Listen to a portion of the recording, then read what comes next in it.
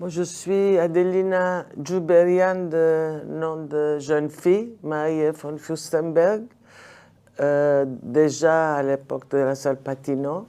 J'ai eu la chance d'avoir cet espace qui était libre et j'ai demandé de l'avoir pour créer un lieu que j'ai appelé Centre Art Contemporain. Et ce Centre Art Contemporain est devenu ensuite le Centre Art Contemporain qu'on connaît à ce moment à Genève, mais qui a été aussi exemplaire pour les autres centres d'art contemporain en France.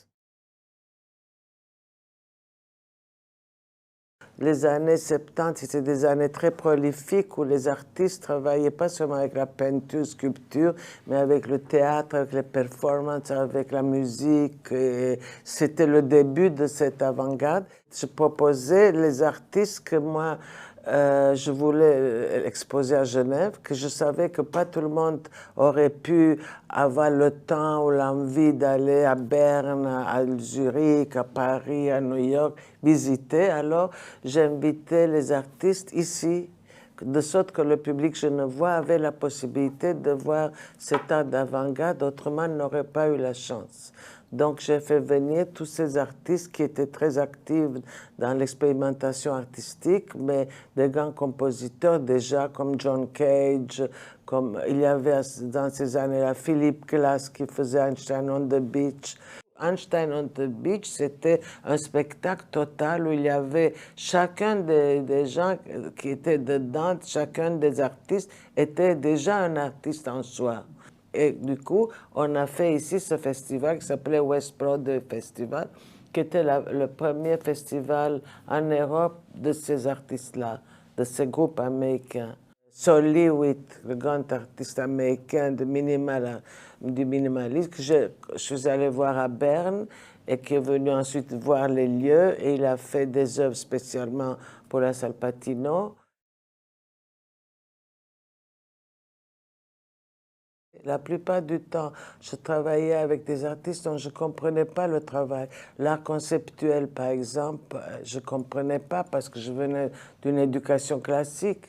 En plus, j'ai étudié les sciences politiques, donc c'était à côté. Et plus je travaillais avec des artistes dont je ne comprenais pas le travail, plus j'étais intéressée parce qu'en le faisant monter leurs œuvres, je comprenais le mécanisme qu'il y avait derrière et comme ça, en profondeur, j'apprenais quelque chose. Donc pour moi, travailler avec les artistes, c'est aussi un apprentissage.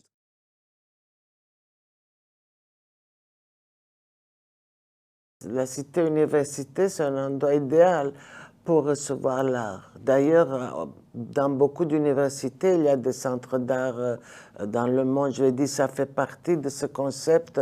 À la fois, il y a un public de jeunes, à la fois, il y a des chambres où quand les artistes viennent monter, ils peuvent dormir. À la fois, il y a un restaurant, à la fois, c'est en ville, à toutes les qualités pour être un lieu d'accueil idéal pour l'art. C'est pas un ghetto isolé quelque part.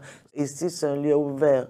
Et c'est ça qui m'a énormément plu au départ et qui m'a facilité pour avoir un public. Et en même temps, les étudiants, pas d'art, mais les étudiants d'université de différentes disciplines venaient monter avec nous les expositions. Donc, ça permettait des discussions.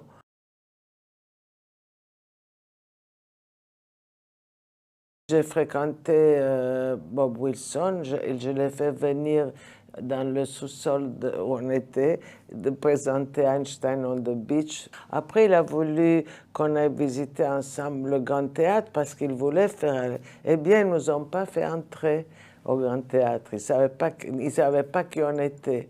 Donc, on a dit, on ne connaît pas, vous entrez. Et plus tard, il est allé à son tour. Lui, il m'a toujours dit, tous les matins, je me réveille et je me dis, où est-ce que je vais trouver l'argent pour faire mes productions? Et ça, c'est quelque chose qui est très important parce que vous pouvez être un très grand artiste, mais vous avez ce problème de produire vos œuvres. Et moi aussi, tous les matins, je me réveille, je me dis où je vais trouver l'argent pour mes productions. Donc, ça n'a pas changé.